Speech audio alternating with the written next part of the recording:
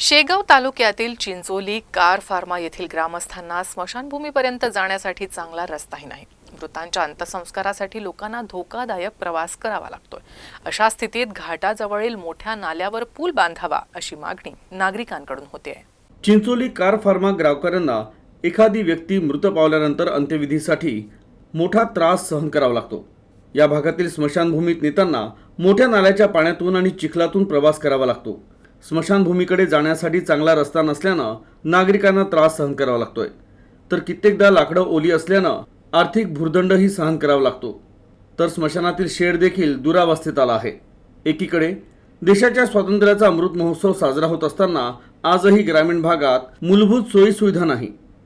या गंभीर प्रश्नाकडे शासन आणि लोकप्रतिनिधींनी दुर्लक्ष करू नये आणि लवकरात लवकर योग्य त्या सोयी कराव्यात, एवढीच माफक अपेक्षा या भागातील नागरिक व्यक्त करतायत।